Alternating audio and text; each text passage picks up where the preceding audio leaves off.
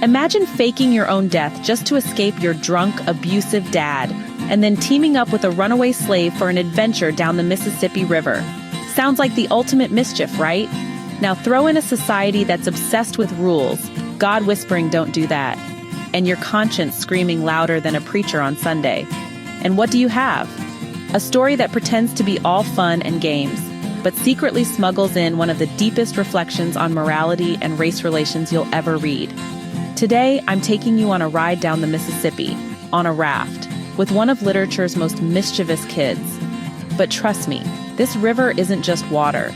It's a stream of questions about right, wrong, freedom, and hypocrisy. Buckle up.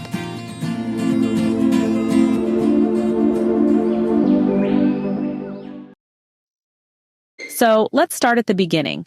Our hero, well, let's just call him a professional troublemaker for now, lives in St. Petersburg, Missouri.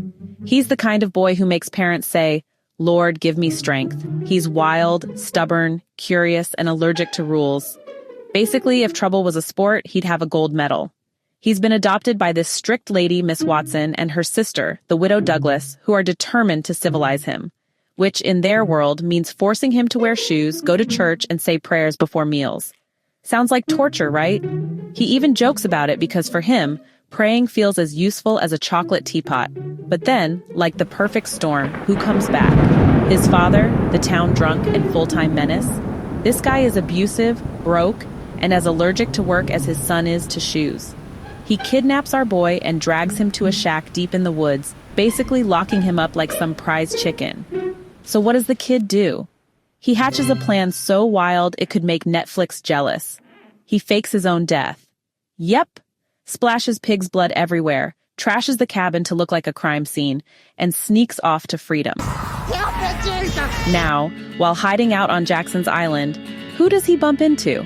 Jim, the sweetest, most superstitious man you'll ever meet, and a runaway slave from Miss Watson's household.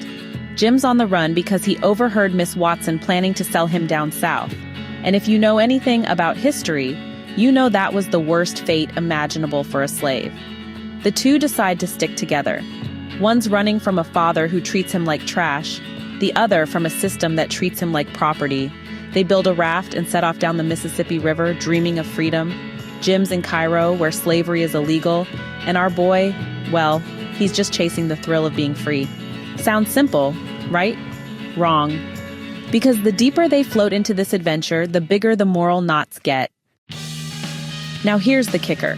While rafting down the river, our boy starts battling the ultimate inner war, his heart versus his head. His heart says, "Jim is my friend." His head says, "Helping a slave escape is a sin punishable by hellfire." Imagine being 13 and thinking that saving your friend is the one-way ticket to eternal flames. At one point, he even plans to rat Jim out when they hear about slave hunters searching for fugitives. But just when you think betrayal is about to happen, Jim looks at him, all grateful and trusting, and says, "Dar you goes, the old true Huck, the only white gentleman that ever kept his promise to old Jim." Ouch! Right in the feels. Suddenly, he feels sick. Literally sick. Because guilt hits him like a freight train. But that guilt doesn't leave. Later on, he's still torn apart. And then think of me. It would get all around that Huck Finn helped a to get his freedom. And if I was ever to see anybody from that town again, I'd be ready to get down and lick his boots for shame. That's just the way. A person does a low-down thing, and then he don't want to take no consequences of it. That was my fix exactly. He even starts thinking maybe God himself is watching and ready to roast him for this sin. And then comes this gut punch moment. The more I studied about this, the more my conscience went to grinding me. And at last, when it hit me all of a sudden that here was the plain hand of Providence slapping me in the face, whilst I was stealing a poor old woman's hadn't ever done me no harm, I most dropped in my tracks. I was so scared. Scary stuff for a boy, right? So he decides to pray and beg forgiveness. But the words just don't come. Why? Because deep down, he still wants to help Jim. His heart says yes, society says no. And then he makes one of the boldest statements in literature. All right, then I'll go to hell. Goosebumps, right? That's the moment he chooses Jim over everything. Over religion, over social rules, over heaven itself. This kid becomes a rebel for what's right, without even realizing how huge that decision is. But life doesn't get easier. Enter Tom Sawyer, the ultimate drama king. Tom shows up and turns Jim's rescue into a ridiculous circus of over-the-top plans, like sneaking in snakes and writing secret messages in blood. I mean, who needs a simple jailbreak when you can have a Broadway show? Eventually, after endless complications, Jim is recaptured at the Phelps farm. And here comes the ugly truth. The Phelps family isn't evil. They feed Jim, even give him watermelon, but they still chain him up like a dog. Why? Because it's normal. That's what society says. At one point, the men want to hang Jim as an example until someone reminds them, Don't do it. It wouldn't answer at all. He ain't our and his owner would turn up and make us pay for him, sure.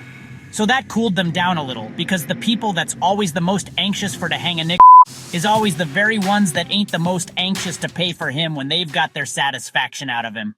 Yep, Jim's life literally depends on money. Not justice, not mercy, just economics. Welcome to the 19th century. Eventually, Jim gets his freedom. Turns out Miss Watson had freed him in her will before she died. All that drama, all that danger, and it could have been avoided. Typical Twain irony. And our boy?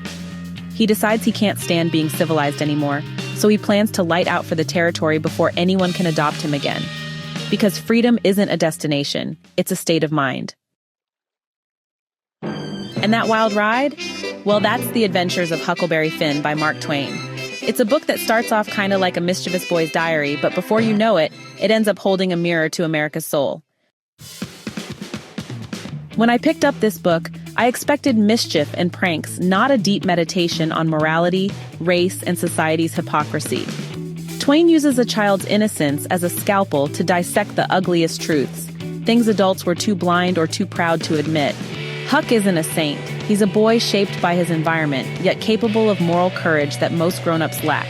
That line, "All right then, I'll go to hell," still gives me chills. Themes? Well, let's break it down. Race and slavery. This isn't just about one friendship, it's a commentary on a system that treated humans like property. Conscience versus society.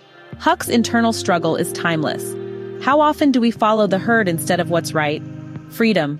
Everyone in this book is chasing freedom. Huck from civilization, Jim from bondage, and Twain asks us what freedom really costs. Religion and morality. Twain throws punches at blind faith and asks, what's holiness worth if it kills compassion? And the language, yes, it's raw, full of dialect and that infamous N-word. Some schools have banned it, but sanitize this book and you gut its truth. This isn't a flaw, it's the very heartbeat of the story. Mark Twain, real name Samuel Langhorne Clemens, was one of America's greatest humorists and social critics. Born in 1835, he grew up along the Mississippi, the river that flows through this book like a living character. Twain had this rare gift.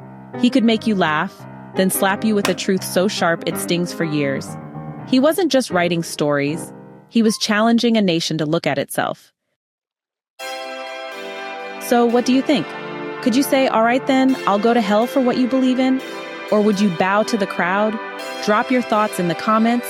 And if you love classics that shake up your soul, hit that like button, subscribe, and stick around.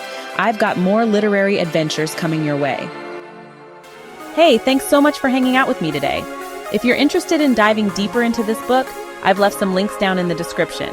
You can use it to grab yourself a copy and keep the adventure going. And if you're in the mood for more great reads, don't go just yet. Click on one of the videos popping up right now that I think you'll love.